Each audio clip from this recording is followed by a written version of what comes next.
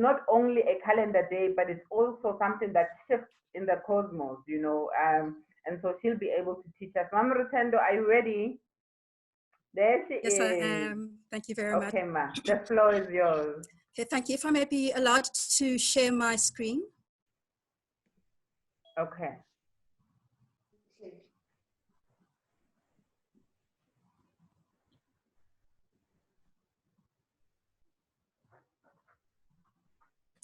Are you able to see my screen? Yes. Yes. Yes. Yes. Yes. Yes. Okay, Tokozani, Hetepu, and thank you so much for inviting me into this really auspicious date.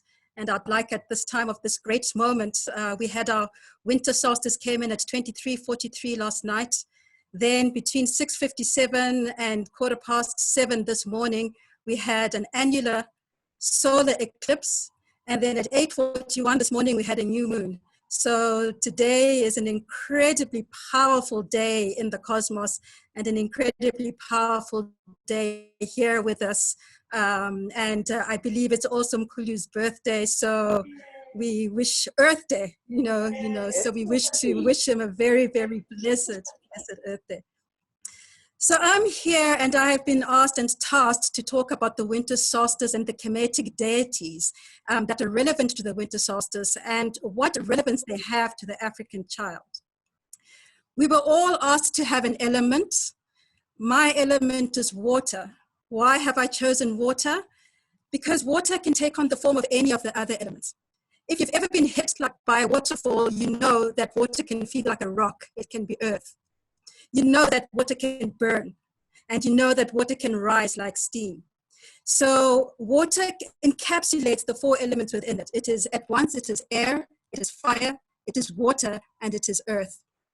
And there in this particular picture, I have a picture of Musiwa Tunya, which the colonialists erroneously called Victoria Falls. And we see that the smoke thunders from it. Why does it thunder? Because it is this powerful force that is able to show what it is that comes from Africa. The other thing about this particular site that I've shown here is that it exists on a very particular point on our African geography, and it lies upon the Nile Meridian, or Tepi, the Nile Meridian of first time, and I'll go into that a little bit later. There are some basic laws that I'd like to begin with. The first law that was written in Kemet in the temples was know thyself. This is the secret to everything, is to know thyself. And in order to know thyself, we were told that as above, so below, or as below, so above. I'd also like to expand this and say as within, so without. And then the third basic law is yesterday as today and tomorrow as today. So basically a continuity in terms of our ancestors, in terms of those who are walking now, and in terms of those who are to come. There is no difference between Kemet of yesteryear and Kemet of today and Kemet of tomorrow. But where is Kemet, or what was Kemet? We tend to fall into a dominant Western fallacy of trying to locate it in a particular location, bounded by particular boundaries, and we tend to want to use boundaries that were enforced by the Berlin Conference. So many people will say that Kemet exists where Egypt is today. But Mkhulu has corrected us earlier as he was giving his introduction. Kemet was not located simply in that country that is bounded, that is now called Egypt today. Kemet existed, as we were told by our great Sanusi Vusamazulu Credo Mutwa. Kemet began here in the south and moved up what we call the Nile Meridian, the Tepi, until it gathered knowledge, it gathered power, until it reached that great empire, which we know became a great empire that everybody, all nations came to, the Greeks, the Chinese, you name it. They went there in order to learn and to suck and to drink from the great power of Africa. And that is where Kemet is. So Kemet, on the one hand, as we've heard from Mkhulu, Kem means black. So when we call about Kemet, we're talking about the black nation. When we call about Kemet Ta, we're talking about the black land. When we talk about Kemet Pu, it is black. And when we're talking about Kemet, we're talking about the Black people. So Kemet is the place of the Black people, as Mkhulu has pointed out to us. Kemet, yes, it is a location. As we have said, it is a location that started from here in the south, moving northwards until it landed in that place where they now call Egypt today. But Kemet is also a time. It is not located simply in 3,500 years ago. It is a time that continues. Kemet is a movement, and Kemet is also a consciousness. So when we want to know what Kemet is, we cannot just use the Western fallacy of trying to locate it in one particular location. So let me start here with Zeb Tepi, the Nile Meridian. The Nile Meridian, or the Golden Meridian of first time. It is said that this is the meridian, this is the place, this is the space and the time where creation happened, was along this Nile Meridian. As we have said, if we look here, we start right here at the bottom in a place called Durban, or in a place called Phoenix in Durban. And we continue along, moving up to where the Great White Lines are in Timbavati. We continue past Inzalo Ye Langa. We continue into Great Zimbabwe. We move into the Great Lakes region. We go into Ethiopia. We go upwards into what was then the land of Kush. And we continue going northwards until we end up at the Great Pyramids of Giza. So this here exists at 31 degrees east of latitude. And this is what we call the first meridian, or the golden meridian of first time. Ubu-Ntu would always tell us about the fact that the rivers that we see above us are reflecting rivers that are flowing beneath the ground, but they're also reflecting rivers that are flowing through the cosmos. And this particular line, the Nile Meridian, is reflecting the cosmos in as much as it reflects the longest river in the world, the Nile River, which moves along this Nile Meridian. Even though it assumes, or it seems that it starts in the Great Lakes region, we know that there is the river from underground comes forth from where we are with gold, along with the deposits of gold along the Nile Meridian until it gets to the Great Lakes region, which is where we then start seeing the water that comes forth. And when we go into the cosmology of that, gold is the masculine, water is the feminine. So it is the masculine that has seeded through gold, the water, which is the feminine, and that results into the Nile Meridian, the Nile River, which flows along until it reaches to the Great Pyramid of Giza and empties out into the Mediterranean Ocean, the Mediterranean Sea. So this, when we want to know where Kemet is, as we can see, it is a movement. We see that it is multiple locations. We also see that it is time because it moves a long time, because it obviously took time to move from Phoenix all the way up to Giza.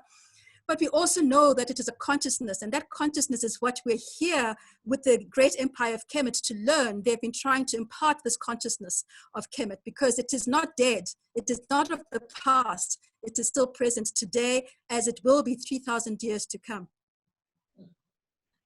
Since we have said that Kemet is not located in that tiny country bounded by the Berlin Conference called Egypt, it means that we can also look into concepts from where we are here in the South. So let's borrow, or let's look at the concept of Ubuntu. Now, Ubuntu has become quite bastardized in our modern knowledge. It's, yes, we say that it is I am because you are, but what does that mean? How do we break down I am because we are? We say it is Umuntu Ngumutu Gabantu. What does that mean? The danger that we have started to form as Africans, or maybe let me say the distortion that has been distorted into the concept of Ubuntu, has been to humanize it and to make it just something that exists just between one human to the next. And yet our ancestors knew that we were connected to much more than simply humans. We were connected to all that is. And this is what the concept of Ubuntu is. It starts with Ntu, which is the motive force that exists in everything. Amongst the Venda, they'll call this Mupo. If we go across the oceans and go to the Chinese, they'll call it something like qi. You know, it is all pervasive. It's something that moves through everything. Everything owns it. Everything exists in it. It breathes through everything. And it has four main principalities. The first is the human, Ubuntu, and who the plural is Bantu. We are the Bantu people. The Bantu people are the original people of Kemet. So when we're talking about Kemenu, we're talking about the Bantu. That is who we are here in the South. An interesting thing about Ubuntu is that it also includes trees. Why? Because trees, as we know, carry the spirits of our ancestors. And therefore, when we honor any tree, especially our great baobabs here in the South, or when we honor the great Sekhert of the rain queen of Queen Mujaji, we are honoring Ubuntu. We are honoring this manifestation of Ubuntu. The next aspect of Ubuntu is Kintu, with the plural of Bintu. Now, Kintu is an inanimate object. So it is your table, it is your car, it is metal, it is anything that does not necessarily animate in and of itself, but it is animated by Ubuntu. So anything that exists, that we cannot, that does not speak and that does not walk and that does not talk, is still an aspect of Ubuntu because it needs Ubuntu in order to animate it into existence. Now, I'd like to pose, to particularly emphasize the third aspect of Ubuntu, which is Hantu. And this is what will bring us into where we are now. Hantu is the concept of time, space. Now, we know, especially if we go to Limpopo, you know, you often hear of a place called Ha something or Ha something, you know, Hamulima. That is because they're saying that that is a time, a place, you know, of a particular peoples, but it is also a time, you know, because our African ancestors knew that time and space were collapsed into a single continuum. This concept of Hantu has been around for millennia in Africa. Quantum physics, the physics or the science of the West, only came into this knowledge less than 100 years ago. That Hantu, that time and space, are actually one. Then our fourth element or our fourth principle is Kuntu. And Kuntu is any modality. Kuntu can be beauty, it can be fear, it can be cold, it can be hot. Anything that we feel, see, touch, sense, but we cannot look at, that is Kuntu. And all of this makes up Ubuntu. And that is what is Ubuntu. Now, if we look, Mkhulu spoke to us about how the original oldest pyramids are found here in Southern Africa, before we even get the ones in the Great Pyramids of Kemet. We look here and we see that there are four aspects of Ubuntu. And in the center would be Ubuntu. We've got Ubuntu, Kintu, Hantu. When we look at that, we see that Ubuntu is the tip of the pyramid. And then Ubuntu, Kintu, Hantu, and Kuntu form the four corners. So everything is pyramidal in nature, according to us Africans. But there was a disturbance. What was that disturbance? We may call it colonialism, we may call it apartheid, we may call it a turn into the Western paradigm, we may call it whatever we want. There has been a disturbance which has taken us away from this original knowledge that we have known. This disturbance has bound us, has chained us, has defiled us, and has kept us from being able to do what it is that we're meant to do as Africans, as those great ones that we often speak about who were responsible for the great empire that we know as the Great Empire of Kemet. This has enslaved us, even beyond the transatlantic slave trade, even beyond apartheid or colonialism. Right now, where we are, we're all colonized, sadly, in the mind. You know, we have lost access to the original knowledge which Mkhulu spoke to us about. And because of this, we've become a lost nation. We are not able to find solutions for the problems that plague us. We see ourselves here in the throes of coronavirus, in the throes of poverty, inequality, unemployment, and all the other scourges that we find ourselves with. Our health problems, our economic system, our education system is hanging in balance. And this is all because we've lost that first law that we spoke about, know thyself. we have forgotten who we are. And we need to remember. And this is what the great empire of Kemet is doing, is helping us to remember. In order to remember, we must go back. And here I draw upon a principle from the Adinkra people of the Akan of Ghana, who speak about Sankofa. Sankofa says, go back and fetch it, go back to where we came from so that you can amplify the present in order to create a greater future. So what the great empire of Kemet seeks to do is to go back into those great civilizations, those great wisdoms and powers of our ancestors, to animate the current present in order to make a greater future for our future, for the generations to come. Sankofa tells us that it is okay to go back to the past and to learn from it in order to be able to create a greater future. So what Sankofa is actually a feedback system.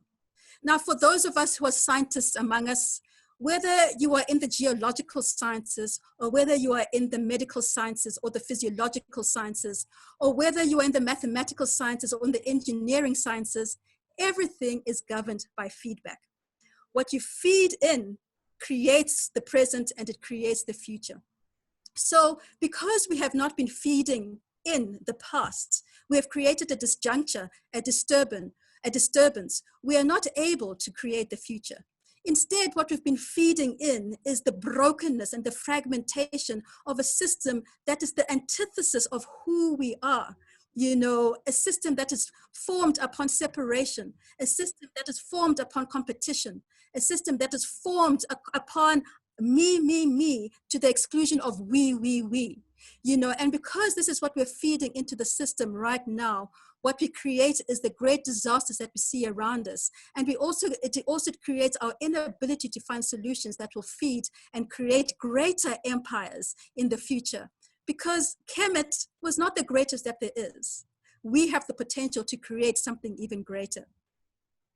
So Sankofa tells us, go back and fetch it. We must look back to the past that we may understand how we became what we are and move forward to a better future. So we're here in the winter solstice, and why is it important to understand cycles? As Mkhulu said, we've lost a lot of this knowledge of knowing why does the winter solstice have any relevance to us? And that is because of the law of cycles. Let us come into the human body. Whether you go into any of the organ systems, be it the heart, be it the lungs, be it the kidneys or the liver, or the intestines, we will realize that everything forms or moves according to a certain cycle or a certain rhythm. We know that our heart beats, and we know that this beat is felt in our pulse. And when this pulse is happening, we know that we're alive. We know that our lungs move in and out and in and out. And when we have the cycle of in and out, we know that we're alive. And this is the same for any of the other cycles in the internal body, in the internal organs. If there are cycles happening within us, we know we're alive. The minute that pulse stops, we know we are dead. And we can take it even deeper into the cellular system. If we look under the microscope, we will see that the different cells also operate according to certain cycles, whether it is in the movement of electrolytes in the body, you name it. Cycles are what make us alive. The movement from one phase to the other, into the same phase into the other, is what keeps us alive. This is the breath of life. This is the heartbeat of life. And here is a cycle that's very important, and that is known to more than 50% of who we are here on this platform, and 50% in general. And that is the menstrual cycle. Now, the menstrual cycle is that which is experienced by a woman or a young girl post-puberty and pre-menopause, where every month we have a movement from the follicle stage to a maturing follicle to ovulation to a space where the corpus luteum then degenerates into what becomes an outflow of blood. And this has often been called a moon cycle. Why? Because it is aligned to the cycles of the moon. What is very interesting about this particular cycle is that it moves according to the very cycles that Mkhulu spoke to us about. When we are in the follicular phase, we are in our inner spring. You know, we, at the beginning of the follicular phase of the menstrual cycle, that is, we start at the spring equinox. When we get to the ovulatory phase, that is the beginning of the summer solstice. It is our inner summer. You know, that is when we have the greatest potential to seed and to give birth. When we go to the luteal phase, as we're starting to see the egg starting to degenerate, we go into autumn. It is the waning moon, and that is the autumn equinox. And then we go into the top one there, which is the menstrual phase. And that is our inner winter, when we're purging blood from our systems. This is the new moon, and this is the winter solstice. So where we are in the cosmos or in the planet today is the menstrual phase of the planet. You know, it is our inner winter. It is the winter solstice. It is that time when we cannot grow anything, as Mkhulu said, which is different from the summer solstice when we can plant, you know, in order to be able to come alive. But it is that time when the sun returns so that it can begin to grow, you know, towards the summer solstice. So what is also interesting and lesser known is that men also go through cycles.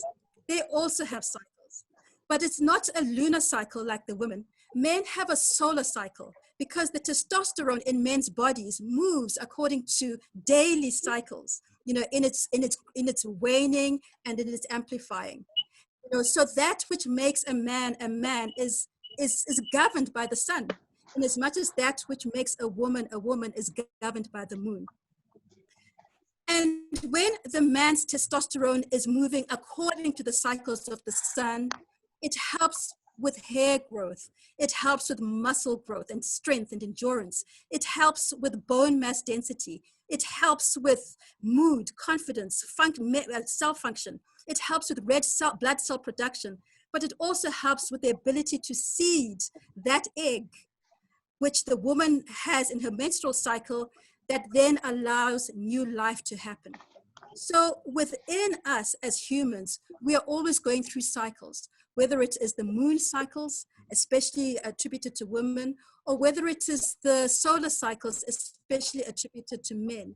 This is why in our indigenous African cultures, we know that the moon is the feminine entity and the man, the sun, is the masculine entity. And when the moon and the sun bring life, that will be birthed into the future.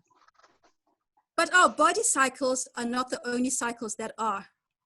We have the cycles of the moon that goes around the planet between 28 to 30 days. And for those who are women will know, this is roughly how long our own lunar cycles or monthly cycles happens, directly aligned to the cycles of the moon.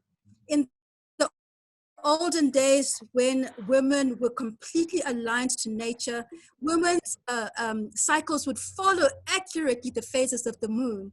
But because of all the disturbances that we have now, we find that we as women are cycles all over the place, they're irregular, and they're completely out of alignment with the moon. So if we're out of alignment with the very source of life that we're on, how can we expect to be able to sustain, and how can we be able to restore, and how can we be able to regenerate and reproduce for the future? And then we have other cycles. We have all the planets, including our planet, which cycles around the sun, the masculine principle. And we know that depending on how close these planets are to the sun, the greater their year or the shorter their year. And we know that our particular year, our solar year, is about 365 days. And it is split into what has been bastardized into 12 months, but it's actually 13 months, you know, that is formed as the cycles of the solar year. And then we have even more cycles. Our solar system cycles through the Milky Way in that galaxy. And then that galaxy also cycles through the cosmos. So everything is cycling. The cells in us are cycling. Our body organs are in cycling, you know, in the same way as we are cycling, you know, around the planet, and we are cycling around the cosmos. So everything is cyclical. As above, so below, that as within, so without. That was our second law that we were using. So what then is the winter solstice? We have shown that the winter solstice is the menstrual cycle of the woman, or the menstrual cycle of the planet, so to speak. And what we know about our planet is that on the one hand, it rotates upon the north-south axis. It is rotating around itself. It is always moving around. And this rotation is what causes the cycle of day and night. But we also know that our planet revolves around the sun. So there's this two cycles that are happening. There's this rotation of the earth on its axis, and there's also a revolution around the sun. And these two are what cause what Mkhulu showed us, which is the four main cardinal points. It is our winter solstice, our winter equinox, our autumn equinox, our spring equinox, and our summer solstice. So the winter solstice, where we are today, is the time when the earth has its maximum tilt away from the sun. As we said, it rotates upon its axis. And this happens twice a year, once in the summer solstice and once in the winter solstice. Here in the winter solstice is the time when our planet is moved furthest away. It's tilting furthest away from the sun. And because it is moving furthest away from the sun, we have what we have today, which is our shortest day of the year, before we start the cycle towards coming into our longest day, which will happen around this time in December. So once again, we've spoken about how there are four cardinal points. There's the autumn equinox, there's the vernal equinox or the spring equinox, there's the summer solstice and the winter solstice. And this is all around how, one, the planet rotates on its own axis, and two, how it revolves around the sun. Everything is cyclical. If there are no cycles, we would be dead. This just illustrates that a bit better. If there are no cycles, we will be dead. Now, what is very interesting is sometimes we have an interesting effect when we see the moon and the sun coming in conjunction. And today was such a day. It was a day when we had annular solar eclipse, which happened around about 7 o'clock, just before 7 o'clock this morning. And this is when we see the moon and the sun in conjunction. You know, they're aligned with each other. This particular equinox that we had today is called an annular, a ring of fire. We were not able to see it from here in Southern Africa, but this is what was happening. You know, so there are times when the sun and the moon come into absolute conjunction. And this is time when the masculine and the feminine also come into conjunction. What a powerful day we are in today. So let's enter into a bit more depth about what we've been speaking about. Everything that we've been speaking about right now, the cycles that we've been speaking about, the Ubuntu that we've been speaking about, is premised on the concept of Neter. Neter is the all-pervasive being, the supreme being that exists and subsists through everything. It is the force that brought us into existence. It is the force that brought itself into existence that it could learn to know itself a bit better. So even the highest, most supreme being seeks to know itself. That is why know thyself, an axiom that was put into Kemet. Neter, as we know from hieroglyphics, or when we speak the hieroglyphics, Neter does not use the consonant, the vowels. So we have it as NTR, as the abbreviation for what Neter is. And when we look at this, we realize that if we take the vowels out of nature, Neter is what the Latin used in order to form what they call nature. So everything that is around us, everything that we see, touch, see, drink, smell, is Neter. Nature is Neter, and we're a part of nature, in as much as our nature is the nature of Neter. So actually, what our great ancestors of Kemet told us is that we are God. We are Nkulu. We are Mudimu. We are Mwari. We are God. We are God in the same way that a teaspoon of seawater is to the ocean. it has exactly the same qualities. We have all those qualities. So why do we need to know ourselves? Why do we need to go back to the knowledge? It's so that we can realize the God that we are, so that we can say, I am Ausar, I am God. The only way to do this is through a principle that was the all-pervasive principle that permeated through Kemet, and that is the principle of Maat. We actually spoke about Maat earlier when we spoke about Ubuntu. Maat is the concept that predated or post-dated Ubuntu, because Ubuntu, as we know, is started here in the South. But Maat is exactly the same principle. And it is the principle of truth. Truth. It is the principle of divine law. It is the principle of love, because love is divine law and the divine law is truth. And it is the principle of harmony. It is the principle of interconnectedness, interrelatedness, and interdependence. And if we see that this is the law that permeates everything, then how can I be separate from you, Mkhulu? How can I be separate from my neighbor? How can I be separate from the ground, from the tree? How can I be separate from the poor people on the other side of the fence? How can I be separate from those who are dying? How can I be separate from the ancestors? And how can I be separate from those who are to come? This is the law of Maat. Yesterday as today, tomorrow as today. That is Maat. And Maat tells us that men Eb and Ankh and Maat, which is that we must have a stable heart in order to live this truth. And how does Maat do this? Maat is often depicted as a heart which is weighed against a feather. Because if you want to live truth, you cannot have a heavy heart. You must be able to be light. You must be able to be balanced. You must be able to fly. Because if you take many feathers together, you form wings, and you're able to fly. And when you're able to fly, you're able to see from a circumspect view. You're able to see the full totality of all there is. You're able to come into true knowledge. You can only do that if your heart is light as a feather. So what I was asked to do today, excuse me, is to speak about the deities of the winter solstice. But before that, let me go into the fact that nature, which is neter, is often made up of polarities. It is often made up of equal and opposite energies. Here we've got two equal and opposite energies. We've got the energy of fire and we've got the energy of water. We also have the energy of cool, and we have the energy of moist. We have the energy of hot, and we have the energy of dry. This is what we spoke about when we spoke about Kuntu within Ubuntu. It is these modalities, which can either burn us or cool us.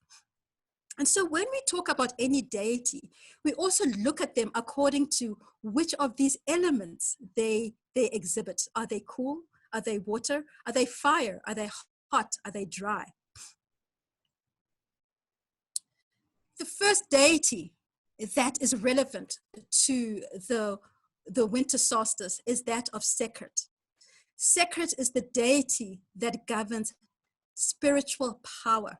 Sekhert is the deity that governs omnipotence. When we speak about omnipotence, and we know that Christianity took our Trinity and spoke about how we have the omniscient, the omnipotent, and the omnipresent. Omnipotence is that which exists with the deity called Sekhert. Sekhert is spiritual power. Sekhert is deep concentration, is stability. Sekhert is the one who governs destiny. Sekhert is the one who governs cycles that we've spoken about. Sekhert is the one who governs structure and limitations. She is the one who governs the hard-working, the patience, the one who governs the elders, as we've spoken about Mamleta, who is the elder who holds this together. She is holding the place of Sekhert, for us here. Sekhert is the one who organizes. And Sekhert is the one who governs time. And time is what we're speaking about when we're speaking about the calendar, the African calendar that Mkhulu Nsingiza spoke to us about. Know that the calendar is an instrument that organizes the concepts of time and periodicity. And we know that there are three types of calendars. There's a lunar calendar, which is synchronized to the motion of the moon. There's a solar calendar, which is synchronized to the motions of the stars, of the sun, rather. There's a lunisolar calendar, which is synchronized to both the moon and the sun. And this is what they used in Kemet. They used a dual system, but they went even further. We also have a calendar that is a stellar calendar that is synchronized to the stars. So at any particular time, we're moving in cycles with the moon, we're moving in cycles with the sun, and we're moving in cycles with stars. And when we do this, we are living according to the principles of Sekhert. The next deity that we would like, or it's actually a duality of deities that are relevant to the winter solstice, are two equal and opposite deities. And this is Nut and this is Geb. Now Nut is the one that is in that constellation. She is full of stars and she's bending over Geb, who is below. What is interesting about our Kemetic cosmology is when we come to the West often speaks about Mother Earth, right? What's interesting in our Kemetic cosmology is that our Kemetic cosmology says that the masculine, Geb, is masculine, you know, and because it has been seeded by Nut, which is the feminine, because nature, Neter, tells us that everything comes from the feminine. Everything comes from water. This is why I chose water as the element that's how it works with. So when we're speaking about the winter solstice, we have to look at these two polarities, these two equal and opposite energies. The first being Nut, which is the primordial waters. Nut is a deity that exists before time and before space. Nut is the one that seeds creation. Nut is the supreme darkness. When we look up into the night sky and see that blackness, that is Nut. And what is it that Nut seeds? She seeds the masculine, which is all the stars, the suns that we see in the sky. So Nut is that which governs us. And we know that Nut is the one who governs all the stars. So she governs the stellar calendar. But because our sun is actually a star, she also governs our solar calendar.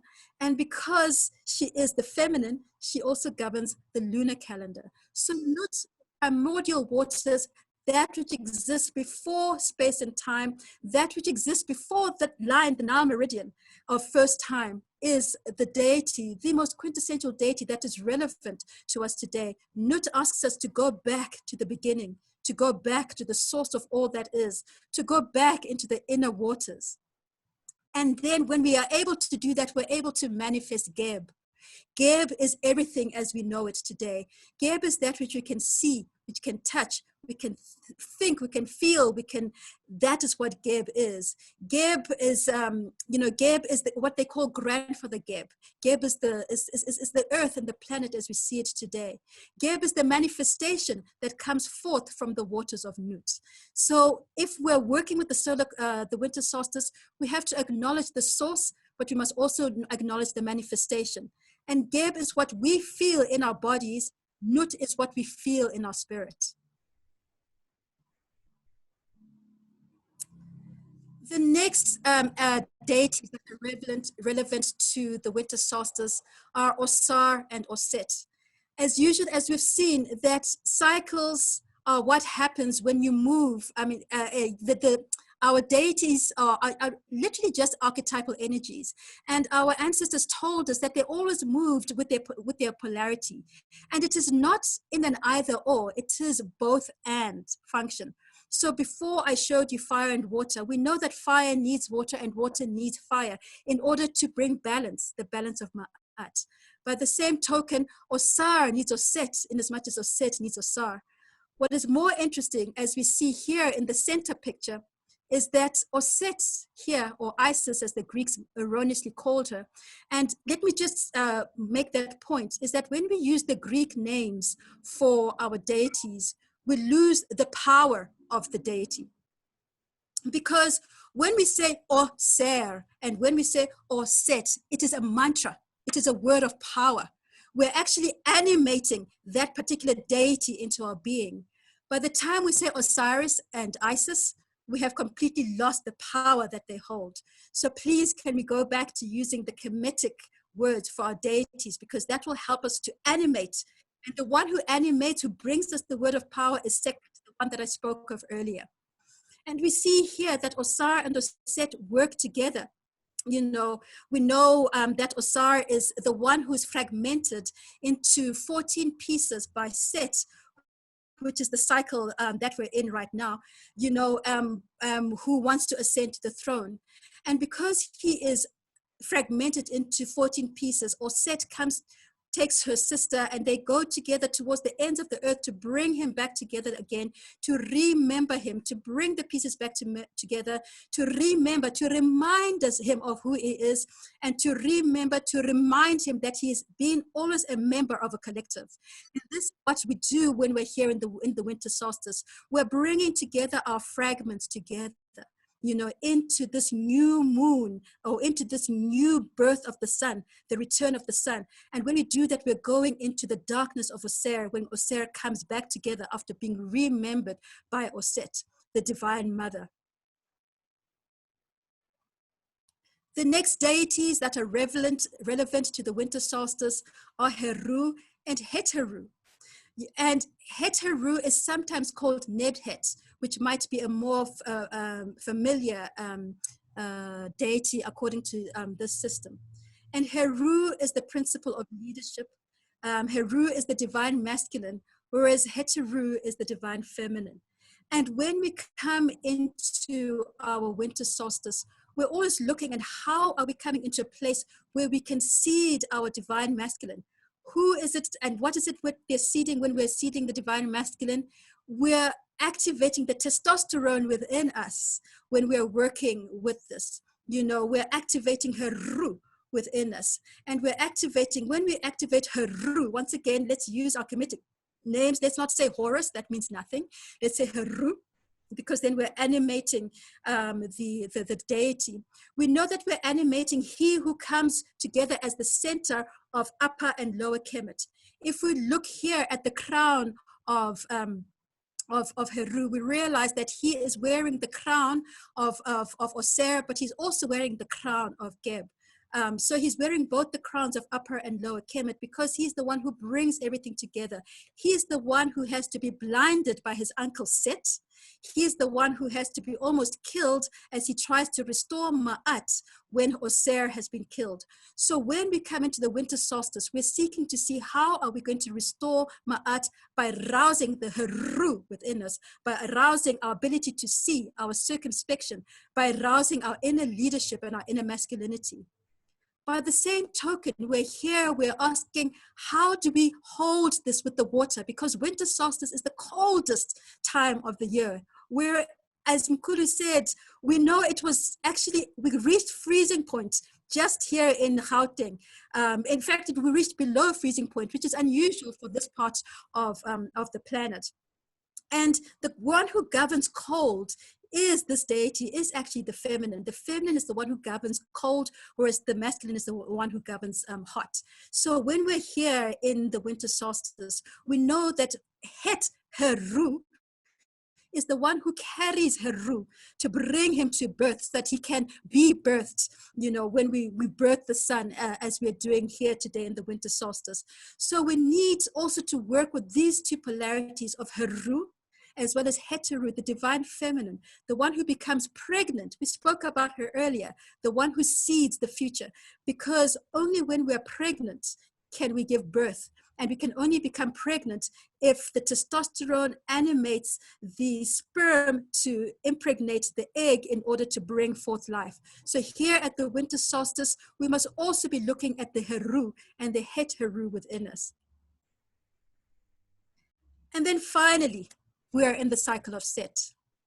And Set has often been demonized within cosmology as an evil deity, because it is Set who is jealous and seeks to overthrow Ausar, kills Ausar, cuts him up into 14 pieces, throws them to the ends of the earth, ascends to the throne, and creates chaos, the chaos that we see here today.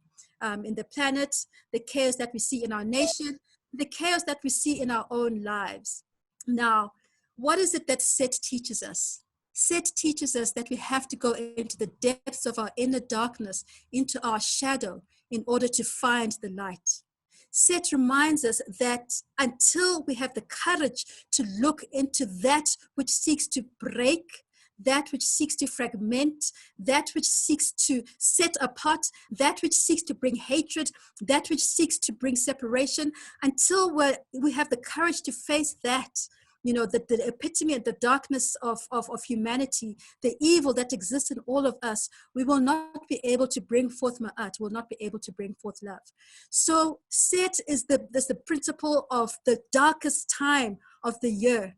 We're here in the darkest time of the year, the shortest day of the year, the longest night of the year, which is the winter solstice. And it is at this time that we really look into the depths of our darkness with Set, who may be seen as evil, but actually without Set, Ausar would have never had to remind himself that he was one. He would have never had to have been fragmented so that he could know what the principle of unity was.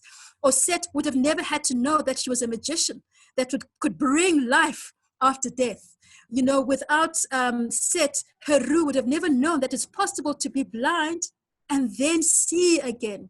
So without Set, we would not be able to see that we may be in chaos right now, but there is a future. If we can use the chaos that we're in and use this energy of the winter solstice in order to seed a brighter future. And finally, the last deity that I'd like us to consider is Tehuti. And once again, please can we not use the bastardization of the Greeks and call him, I can't even pronounce it, Thoth, whatever they call him, because that hides the mantra, the word of power, the Hekau of Tehuti. It is in the Hu. Now, Hu is the animating force that brings us wisdom and knowledge. When we say, know thyself, we are chanting Hu within us.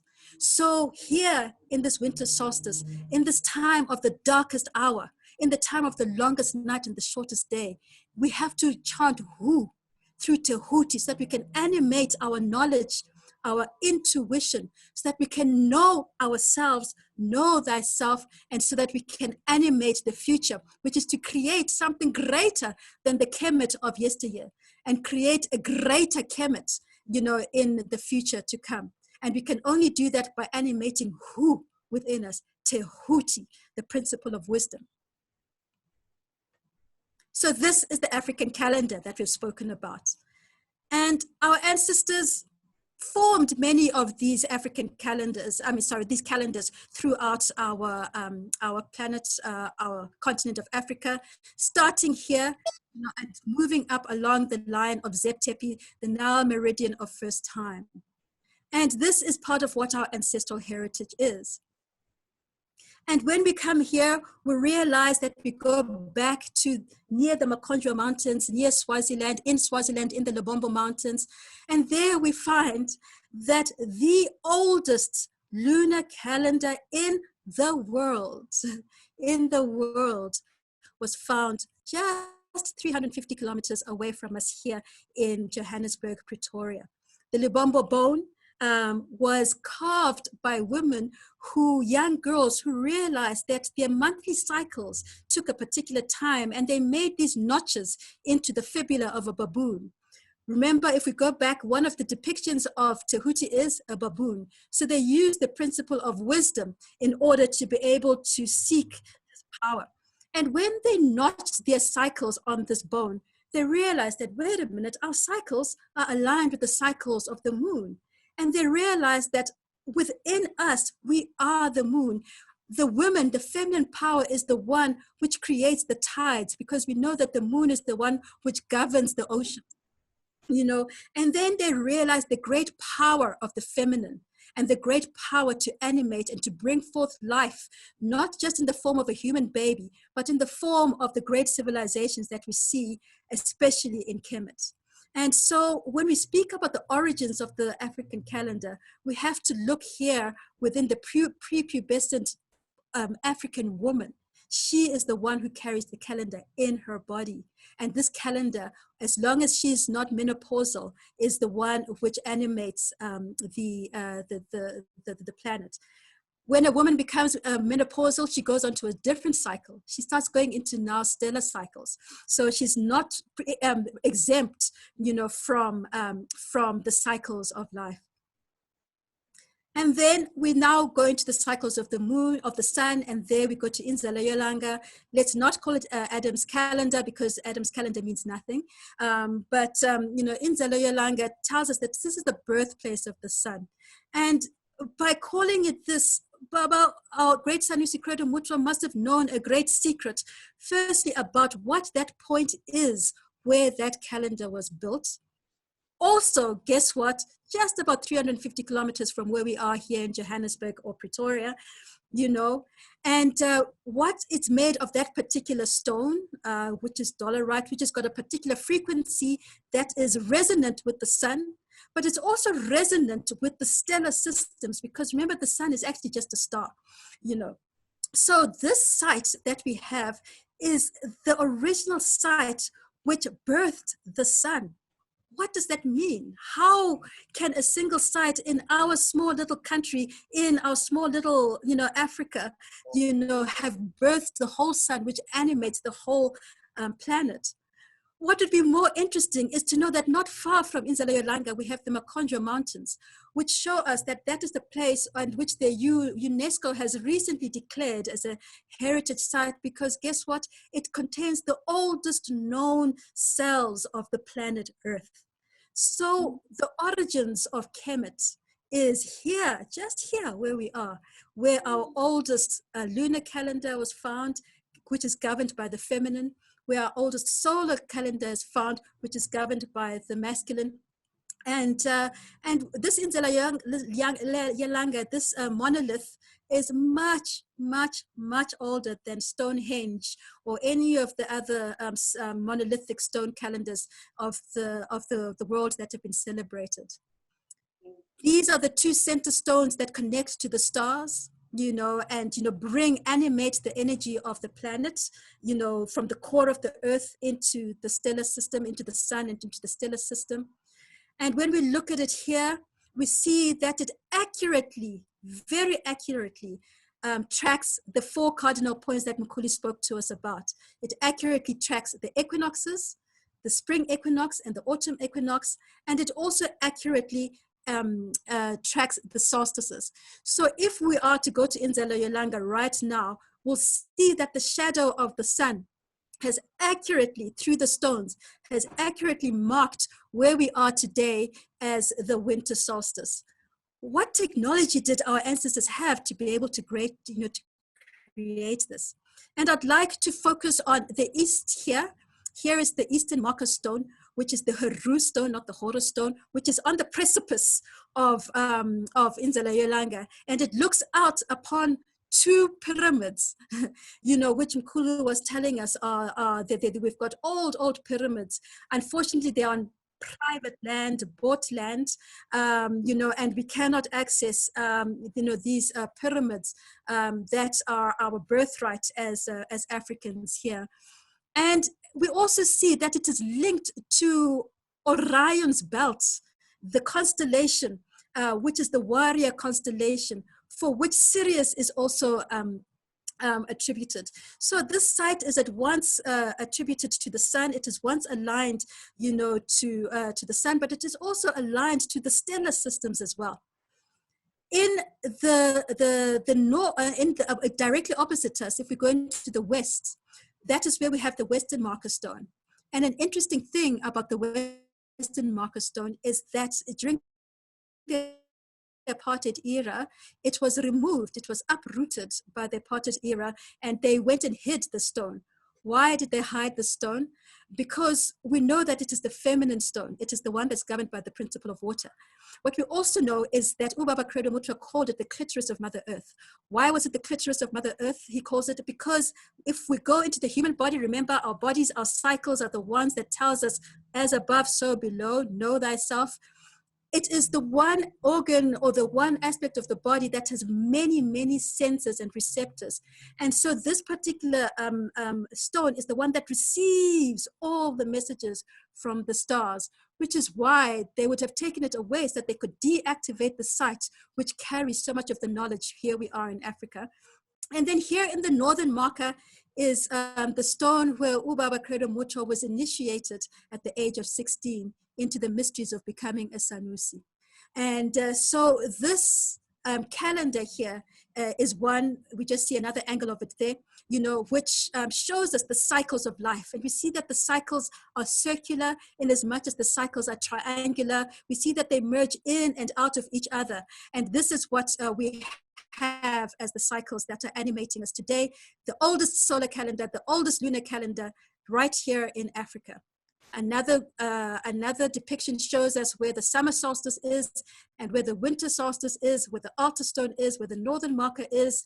All of this a greatly sacred site, which allows us to know ourselves as Africans, but to know the power that we hold if we come into alignment with it.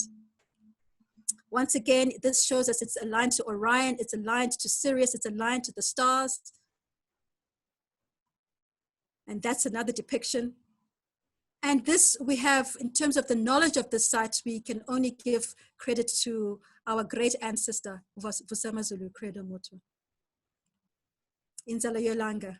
This was me at the equinox. I happened to pay a visit there, you know, in order to honor the equinox.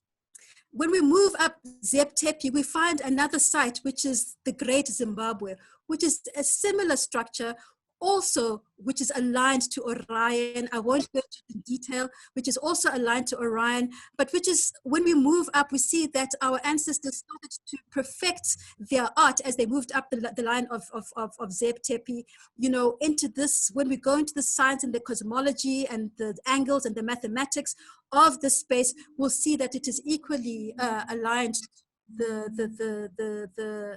planets.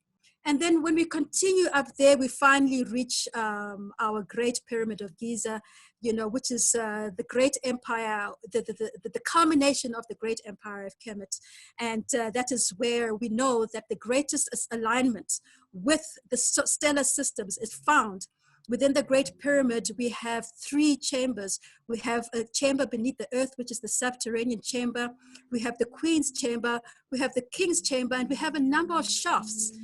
For many, many years, Western scientists have not known what this pyramid did and why this structure was created. What were all of these structures for? And what they've come to realize is that this structure is directly aligned, for instance, with the Orion's belt, as we see there, which, guess what, Inzalo Ye Langa is also aligned to. Thank you very much for that.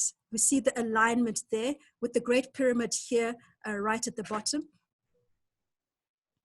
And then we also know that it is aligned to, the shafts are directly aligned to Sirius. They're directly aligned to Orion, directly aligned to Ursa Major, Ursa Minor, to Draco, you name it, whatever constellations are directly aligned, because what this pyramid does is it draws in the energy of the cosmos onto that particular site. And when it draws in the energy of the cosmos, we are able to drink and draw from this energy.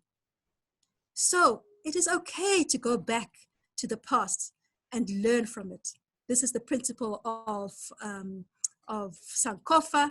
And this principle of Sankofa allows us to know thyself, to know that we are Ausar, we are the principle of unity, to know that we are Tehuti, we're the principle of wisdom, to know that we are Sekhert, we're the principle of power, to know that we are Maat, we are love, we're truth, we're divine law, to know that we're Heru Het-Heru, or in another form, Sekhmet, the principle of the warrior, to know that we're Heru, to know that we're Het-Heru, to know that we're Sebek, to know that we're Ubu-Ntu, to know that we're Auset, and to know that we're Geb. All of this is who we are if we come to know thyself. And once we do that, we can come together as African children, knowing that we have within us and within all our power, the knowledge and the ability to create and to impact the stellar system, because our bodies are the stellar system. Our bodies are the sun. Our bodies are the moon. And when we do that, then we know that, yes, I am because you are. I am because we are. And we say Ubuntu. We give thanks. Thokozani. Oh my goodness. Thank you so much, Rutendo. I see people are clapping. People are losing their minds. Like, no. Amazing. Thank you so much, Rutendo. That was a Mako. Togoza, yeah. Oh, and majority of people want this information, so we'll be able to share with it later on.